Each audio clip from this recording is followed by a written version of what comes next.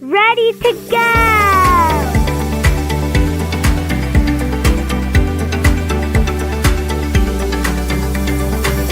You're listening to By Land and by Sea, powered by the Maritime Professor. The trade war is officially seaborne within days of the USTR's new Section 301 vessel fees going into effect on ships built or operated by Chinese company. Beijing is firing back, announcing mirror image port charges and even targeting American-linked shipbuilders with sanctions and restrictions. But look, I'm here to say I don't see this all as chaos entirely. I see it as perhaps choreography. And frankly, I see the whole thing as strategically perhaps clever by President Trump's administration. To me, it reassures and it reasserts U.S. leverage in the maritime domain while signaling to allies and competitors that the U.S. is back at the helm of its own shipping policy. We're going to talk a lot more about it today, what I think about the whole thing. Hi, welcome back to By Land and by Sea, an attorney breaking down the week in supply chain, presented by the Maritime Professor, me. I'm Lauren Began, former FMC International Affairs attorney and founder of the Maritime Professor and Squall Strategies. By Land and by Sea is your go-to resource for navigating the regulatory side of global ocean shipping. And me, I'm your favorite maritime attorney. As always, this podcast is for educational purposes only and is not legal advice. This is plain language maritime, so anyone, not just lawyers or industry insiders, can follow along and see what's happening in the world of shipping. So let's dive in because, as you know, ocean shipping moves the world.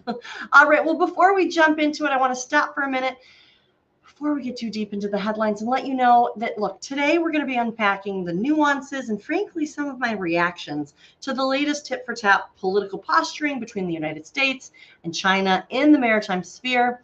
It's going to be technical. It might be a little less baseline 101 than we usually talk. But as we get into today's discussion, if you find yourself thinking, wait, what exactly are these USTR Section 301 port fees she keeps talking about? Don't worry, you're not alone. That's why I built a mini course on this. It's part of my just-in-time learning mini course. It breaks it all. What are these Section 301 vessel fees? Why were they created? Who they actually hit? Look, we go over it all in 30 minutes or less, plain language, so you get the information you need when you need it. Because when you understand the rules, you make better decisions. You can take the short course before or after this episode. I mean, you're already listening, so keep with us. Either way, it'll give you the plain language foundation of how this all started and set you up for the deeper dive that we're about to take today. So find it at themaritimeprofessor.com. Just look for just-in-time learning, USTR Section 301 port fees. All right, now let's get into the nuance and why this latest tit-for-tat may actually be a sign that the U.S. strategy is working exactly as intended. I don't know. Let's see. I have some thoughts on this. So look, of course, headlines love the word retaliation. It sounds dramatic. It drives clicks. It makes for great talking points. But in the world of trade and maritime policy, what's happening right now, to me, isn't a free-for-all. It's a pattern. I see it as a pattern. And I always try to find the themes in the pattern. One that we've seen perhaps play out before, and it's actually a fairly predictable structured exchange between the two major economies in its simplest form. I don't want to minimize that this is a very complicated thing, but I'm seeing trends. So when the United States takes a policy action like this, in this case, the USTR Section 301 vessel fees, it's sending a calculated signal, right? We're willing to use maritime policy as leverage, because it was never only about the port fees. This wasn't meant to be a moneymaker.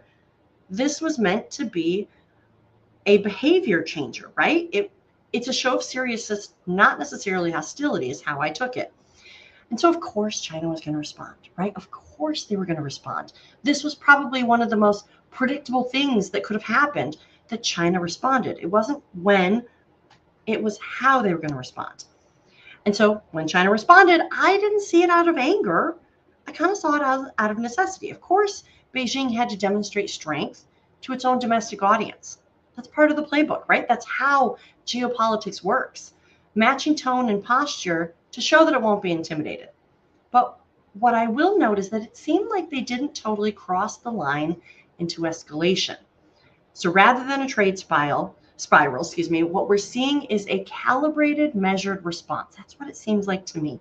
A series of carefully balanced moves designed to communicate power while keeping trade lanes open. In other words, this isn't a breakdown to me. It seems like two superpowers are talking through the language of tariffs this time around. Now, according to Reuters reporting posted by G-Captain, China's new port fees largely mirror the U.S. Section 301 structure, right? We saw similar framework, similar tone. That's not accidental. That's diplomacy through mimicking. We talked about what these China response fees look like last week. So you can go back and check out what they actually are. But essentially, it's a mirroring. When one side mirrors the other's actions so precisely, to me, it didn't feel like escalation. It felt like communication. It felt like China was actually saying, we see what you do in the U.S. We can match you, but we're not shutting that door. And to me, it feels like that's how the trade politics are working here. Both sides moving the same chess pieces, and then it feels like maybe we're in that pause, who blinks first? And this is where the nuance really matters. Despite all this talk of maritime retaliation, right? Retaliation is the word. Nothing operationally destabilizing has really happened. And I don't want to minimize that there has been and there might be some trouble, but I wouldn't say that any sort of trouble or additional fees are destabilizing. This hasn't destabilized the supply chain. The world's largest state-backed ocean carrier, COSCO Shipping, told the JOC that it had no plans to change its U.S. service rotations. And maybe they didn't tell JOC directly, but they made it known that COSCO said they have no plans to change its U.S. service rotation, which is interesting because COSCO has the largest exposure. They are Chinese operated. And Chinese operated means they can't just maneuver their Chinese built vessels out of rotation and try to cover it. Chinese operated is a category in the U.S. Section 301 that has a higher fee rate. And they said they have no plans to change out of U.S. service rotations. To me, that was a very public way of saying, we're not going to pull our ships. We're not going to be cutting our ports. We're actually just staying the course. And it also tells me that the Chinese government and its state-run carriers are managing this extremely carefully. Of course they are, but they're making sure the political optics stay tough while the commercial operations stay stable.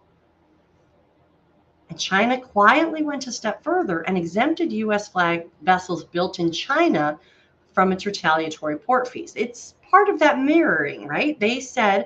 We've said that even if it's a Chinese built vessel, as long as it's owned by a U.S. company, they're exempted. China created that same carve out in their responsible fees.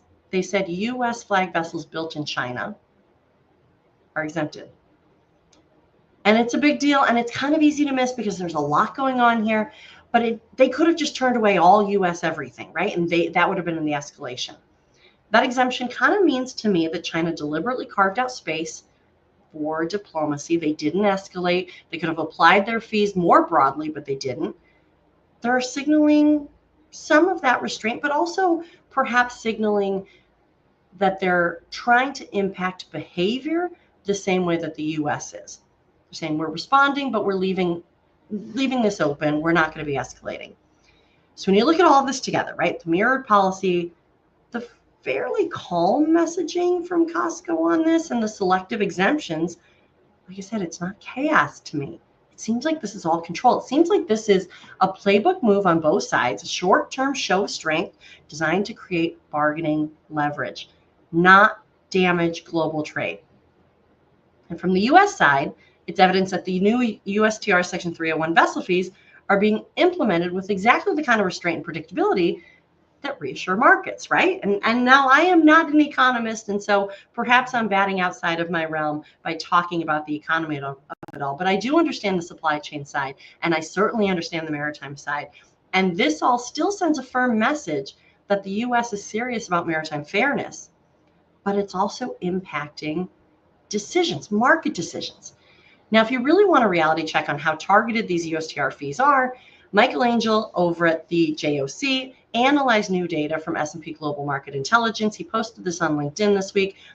As of the October 14th start date, Only 16 of the 85 container ships calling U.S. ports were Chinese built, he said. But the 16 calling U.S. ports, 12 fell below the 4,000 TEU threshold. So we had 85 container ships calling U.S. ports on the 14th. 16 of them were Chinese built, but of those 16, 12 fell below the 4,000 TEU threshold, meaning they were exempted. They were too small to be assessed. And most of them were operated by U.S. companies in the Caribbean or short-term trades that are already exempt. So COSCO and OCL each have a couple of post-Panamax ships in the mix, but both carriers have said they don't plan to pass the fees through to customers. Now, this is I want to kind of pause because the way that I read it is mostly that way, where COSCO and OCL have said they don't plan to pass the fees through as a surcharge. Now, I don't know if that means exactly that they're not going to be passing it through as a direct pass-through charge, or if they're just saying we're not going to be doing a blanket surcharge, as many of the other ocean carriers have said they don't plan to do a blanket surcharge to cover these fees. I'm expecting that they'll probably come through as direct pass-through fees, but arguably that's what COSCO and OCL is saying here, is that they don't plan to pass through the fees through surcharges. I don't know. We're going to see. We're 2 days, 3 days past the start date of these fees. So here we are. We're going to see what they start looking like if they show up on invoices. But look, that's hopefully the message really is that they don't plan to pass through the fees to customers at all. So while the headlines are still screaming new tariff, the actual operational impact is minimal, is what we're seeing, right? This is a high precision, it feels like high precision, low volume policy aimed at strategic signaling, perhaps not disruption. And now I know that I don't usually go into the judgment-based side of things, and I really don't think that I'm going too far into the judgment-based side of things. I'm just trying to illuminate some of these patterns that I'm seeing, right? And it feels like it was probably a calculated thing, and it seems to be proving to be pretty effective. It's demonstrating resolve without risking volatility at U.S. ports, right? They're both kind of signaling, right? U.S. and China are both signaling, but trade keeps flowing, and it feels measured.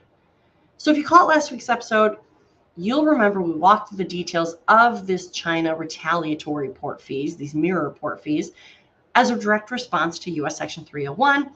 What we talked about is that Beijing was rolling out its special port fees on U.S. linked ships, is what it was, the U.S. linked ships, starting October 14th. It's a one-for-one, ton-for-ton response meant to show parity, not escalation, is what I saw. China now charges 400 won per net ton, or about $56 per voyage, applied only at the first Chinese port of call, similar to the U.S. application. And each vessel is capped at 5 assessed voyages per year, just like the USTR Section 301s.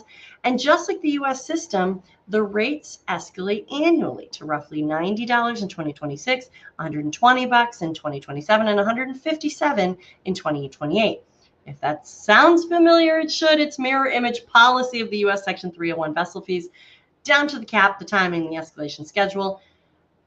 Like I said, I see this as China's message of clear of we can match your maritime economic pressure ton for ton, but we're not going to escalate, right? They didn't escalate. They're symbolic leverage tools, a diplomatic echo of U.S. policy meant to show strength while preserving stability. And the markets noticed, sure, but there was also some market-driven decisions that happened from this announcement. One of the first was that we heard from Gemini Cooperation, the new strategic partnership between Maersk and Hapag-Lloyd. Remember, this is the hub and spoke model. This is the one where they talked about very high reliability. According to JOC, Gemini repositioned certain vessels away from Chinese ports almost immediately after the fees took effect. Now, with the USTR Section 301, they had 6 months to plan. With these special port fees that China announced, they had about a week. So it had to be faster, right? And the faster you go, perhaps the more disruptive it can be to the markets, but the markets were already making adjustments and repositioning fleets. And we're seeing that with many of the ocean carriers repositioning their fleets over the summer, right? Across the container sector, carriers were mapping vessel ownership, build origin, and operational control with a level of precision that we really haven't seen before. So now, what does that mean for you? What does that mean for you as just somebody that's part of the ocean shipping world? You also have to do a little bit of assessment on what vessel your containers are moving on. So ask, and this is not legal advice, but this is general education on what I see going on here. Who owns this vessel, right? You probably know, but is it a vessel operating common carrier? Is it a non-vessel operating common carrier? Who actually owns and is operating the vessel that your container is on? And where was that vessel built? If it was built in China, then maybe expect to be watching your invoices a little closer to see if you get a surcharge that comes through or a pass-through charge that comes through of these USTR Section 301 fees or not. But at least you'll know, was your container on a Chinese built or non-Chinese built vessel, and who's operating it? Those are the questions that I think you should be asking. And for a little bit, you're going to have to get, that's pretty detail oriented. That's pretty in the weeds. Your shipping documents probably have that information somewhere in it. But look, we might also be seeing freight quietly shifting towards some of these ocean carriers that aren't Chinese operated, right? Perhaps moving away from Costco's and moving toward the Maersks and the MSCs and the CMAs and the Hapag-Lloyds and the ONEs and everybody else. Carriers that offer perhaps more US friendly, or should I say non-Chinese built or non-Chinese operated vessels without triggering either side's fee structure. Now, it kind of almost feels a little, and this is, stay with me here, the incentive principle, right? The FMC worked on this incentive principle in the 2020 Demurrage and Detention Interpretive Rule. And basically what they were trying to say is you don't need punishment to change behavior, you just need incentives. And the market corrects itself. And that's kind of what we're seeing here, right? The USTR Section 301 fees created a cost incentive that rewarded transparency. And I say incentive because you're trying to avoid the fee. So arguably it could maybe even be still a penalty, but it's incentivizing movement toward one way by avoidance of a fee elsewhere. And we're seeing that happen in not just the who people are shipping their goods with, but we're also seeing it in some of these order books. We've talked about this before.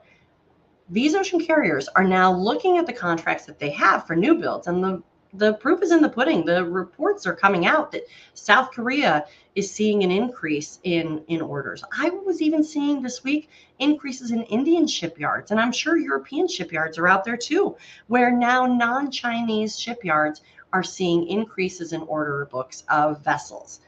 Because if these fees are here to stay, now it's a long game, right? Because you would have to kind of bet that these fees are here to stay, or at least this incentivization of away from Chinese built is here to stay. But it's rebalancing the market for shipbuilding generally, right? So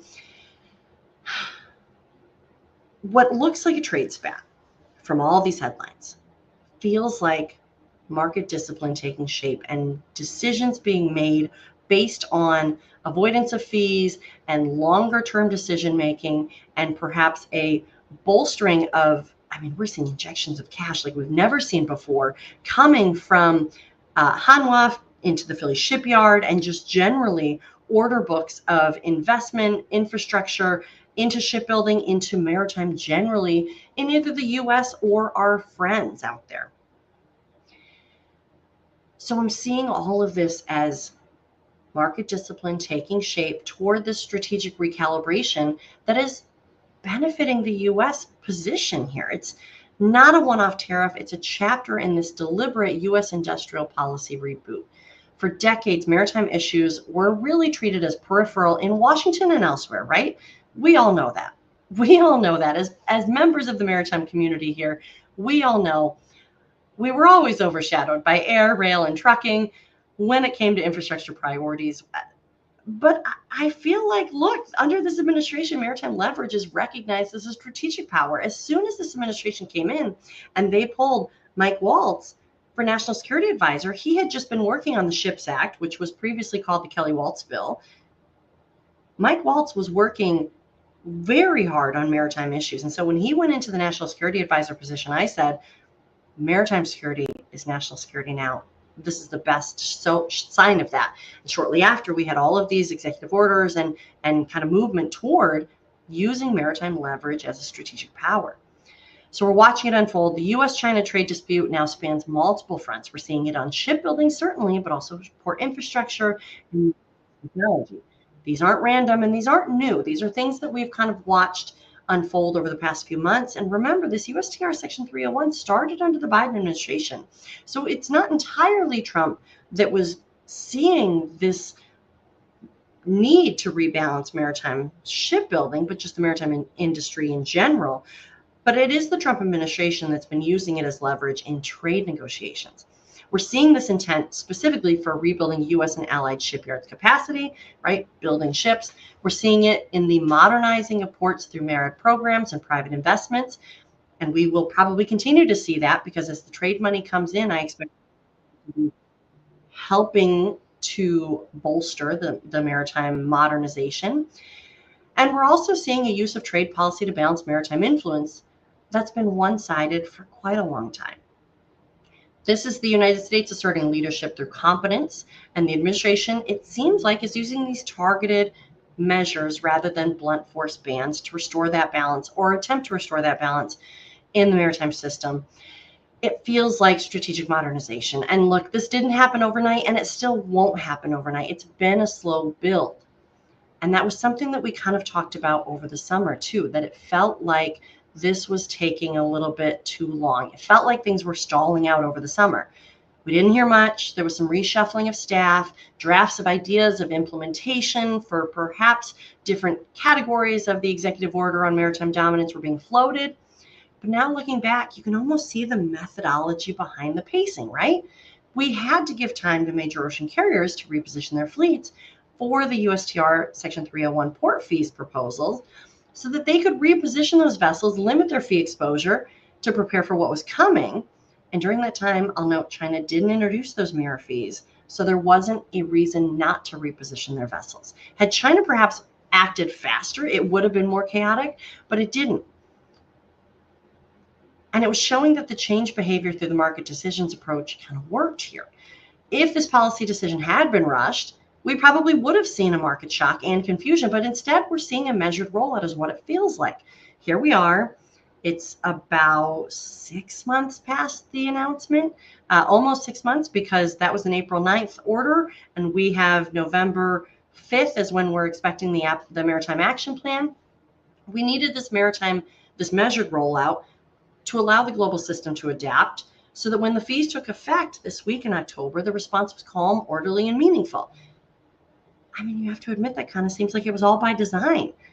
And perhaps that stall was a purposeful stall. And maybe I'm giving too much credit to the whole thing, but maybe it was a purposeful stall. I've said it from kind of when we restarted the season this fall. Look, by dropping the proposal, getting everybody engaged, revising the proposal, right? The first time USTR even mentioned these things, it was $1 million per voyage, and that was it. And it felt like, whoa, that's going to cause chaos. And then they revised it. And then they let the private sector breathe. And they gave a 6-month window to adapt. It felt like maximum market impact with minimal disruption, right? It felt like it was allowing the market decisions and the data to catch up with the diplomacy. And now, months later, we're seeing that vessel orders are shifting toward allied yards. We're seeing fleet diversification. We're seeing repositioning of vessels, carriers rebalancing service networks, so that when people are asking whether these vessel fees are working, look, they've only been in effect for 3 days, but the answer was before even October 14th, yes, because everybody was making decisions around them. It was impacting the behavior as they were really designed to do. It was a long game, right? And that's a game that China plays too. So this was a long game over, 6 months?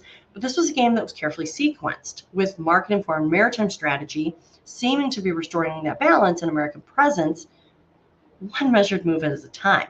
So President Trump has already announced that he's going to be probably meeting with President Xi in the next few weeks, or that he will be meeting with President Xi in the next few weeks. This is something that I said last week. And again, not legal advice directly related to your matter, but I think this is going to get a little chaotic for the next few weeks until this meeting happens. But I also am very hopeful that perhaps this chaos, this tit-for-tat, this retaliatory measures is heating things up and moving us toward a trade deal between the U.S. and China.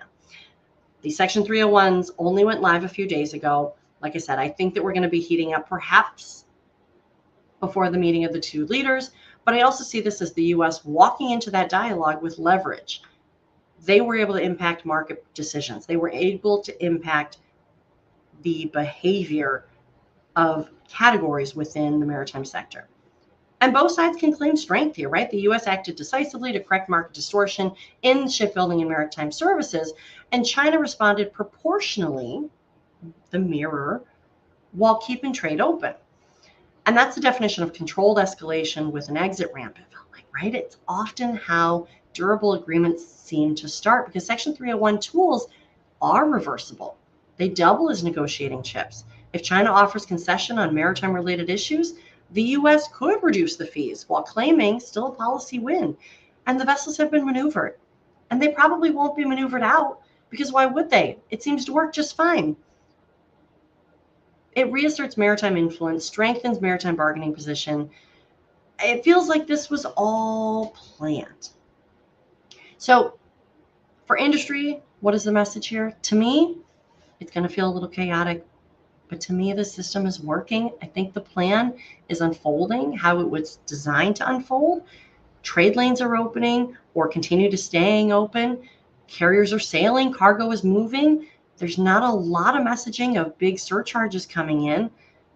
It feels like the U.S. is demonstrating that maritime policy can be used as a precision instrument, because there's no sign of chaos, or not a large sign of chaos in the ports.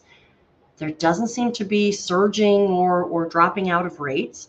There doesn't seem to be a lot of panic in the markets. Instead, it feels kind of calm and choreographed, right? I said it wasn't chaotic, it was choreographed. So what do you do if you're in logistics and compliance? Run the numbers, audit your exposure, figure out what vessels your goods are shipping on. Take a look at surcharge clause in all invoices that you receive. See if you are getting any pass-through charges. Make sure that things are still operating the way that they should, and maybe ask questions. Where are your vessels built if you're working with carriers? Or if you are a carrier, make sure that you know, and I'm sure this has been happening, where your vessels are built. What's the vessel structure of your fleet? Do you have non-Chinese vessels that can still be moved around? And then if you are a shipper, find out who's actually operating these vessels. That's just knowing what's going on. That's strategic literacy. That's successfully planning for what's next. And by understanding some of these nuances in the maritime industry and the ocean shipping world, you will be better situated on making decisions strategically on how to ship your goods and limit your exposure to potentially surcharges. It's also an opportunity to diversify routing options while conditions are perhaps calm, we'll say, for the most part. Maybe, I said this during some of the labor negotiations, I said that maybe diversifying ports of entry or diversifying routes was a good idea then. It continues to probably be a good idea. Not specific to your matter. This isn't legal advice. This isn't business advice that you should be taking specifically, but something for you to consider. Diversify your suppliers, diversify your routing options. Maybe there's something that you could also add so that if you do have exposure on one trade route, because remember, ocean carriers move on dedicated trade lanes. So if you know what vessel is on that dedicated trade lane, perhaps it could help you eliminate or certainly reduce your exposure to some of these fees, right? I think maritime infrastructure is going to continue to be a field of national priority. I think that what we are going to see next week, the FMC nominees, Laura DeBella and Bob Harvey, are up for their hearing over at the Senate.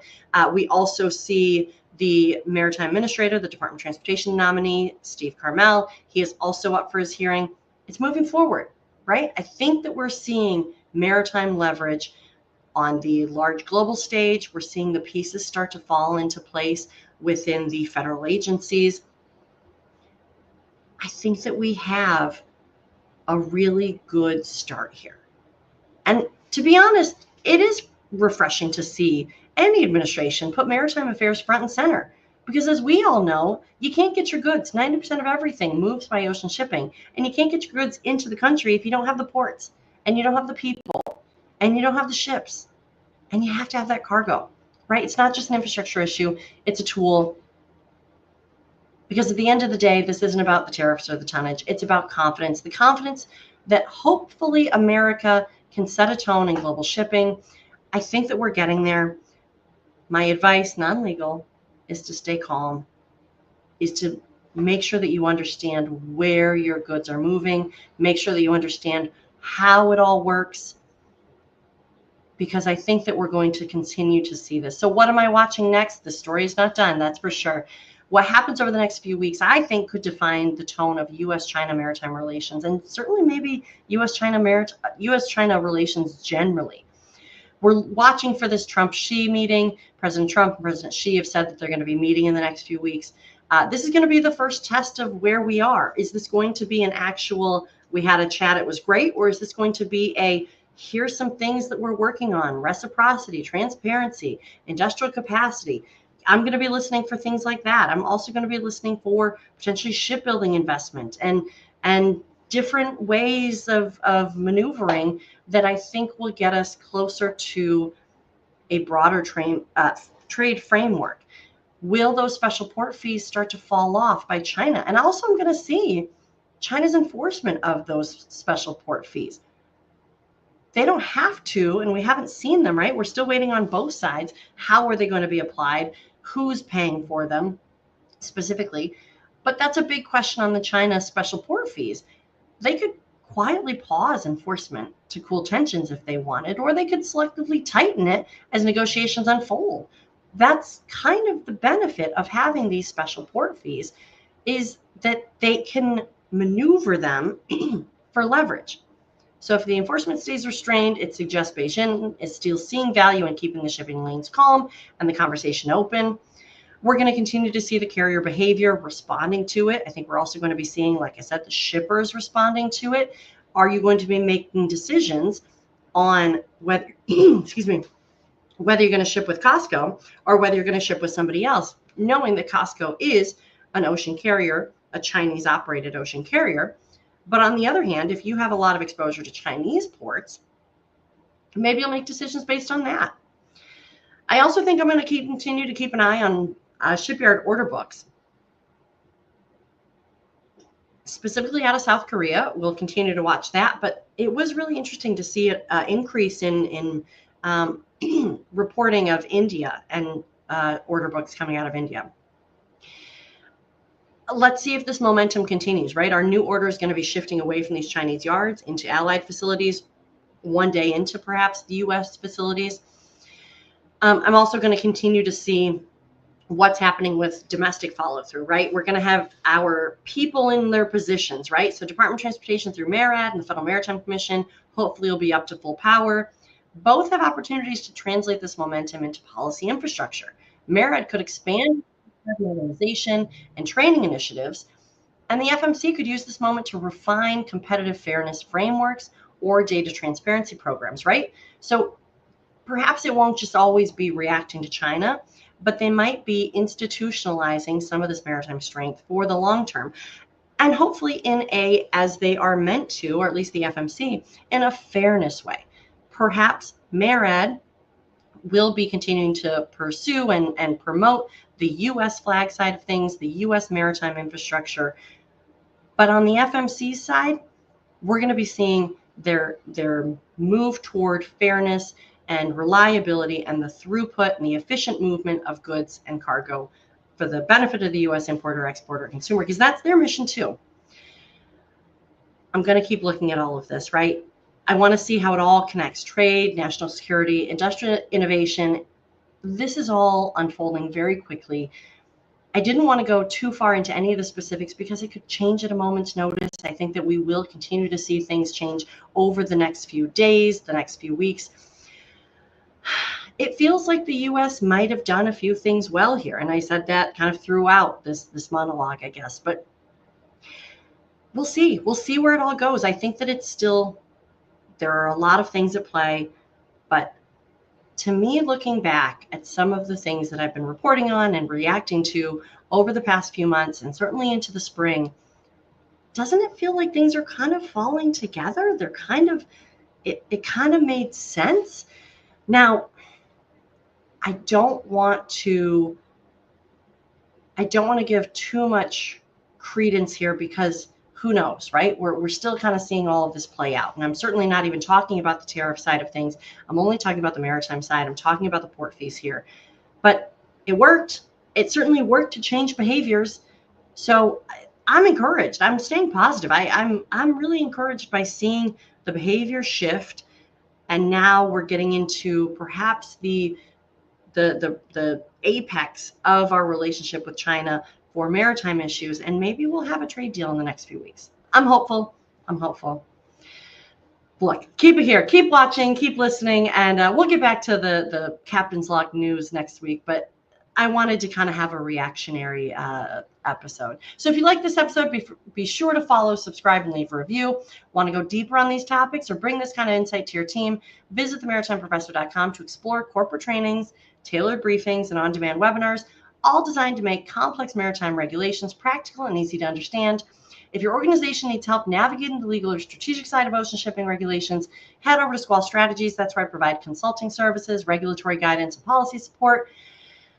Also, this year, we are so proud to say that we are an official partner of Manifest, the future of supply chain and logistics. So Manifest Vegas, it's February 9th through 11th, is the largest global supply chain and logistics tech event in the world, bringing together global supply chain executives, logistics service providers, cutting-edge startups, venture investors, and technology leaders. You can join 6,000 of your closest friends and other supply chain innovators to foster new strategies and relationships. Listeners of my show actually get to save an additional $200 off whatever the current price is. So go to manifestvegas.com/maritime professor. Now, look, as always, this podcast is for educational purposes only and should not be considered legal advice. You need an attorney, contact an attorney. Today, like I said, was a little bit different. We walked through some of the, I guess, the spider web of how I see things playing out. But this is just a snapshot perception. This is just non-judgment based, but me trying to tie it all together. I hope that you enjoyed it. But like I said, we're going to get back to issue-based reaction and perhaps some more education on how things are rolling out. But I thought that it was important to spend a little bit of time trying to show you where my brain was going on how things are maneuvering and how I think that they might continue to play out, because this is just my read of what's going on. Continue to read those trade presses out there, continue to stay informed, continue to stay engaged and educated on all things ocean shipping, because the better that you know the industry, the better that you know the rules, the better decisions you make. So look, until next time, I'm Lauren Began, the Maritime Professor, and you've just listened to By Land and by Sea. See you next time.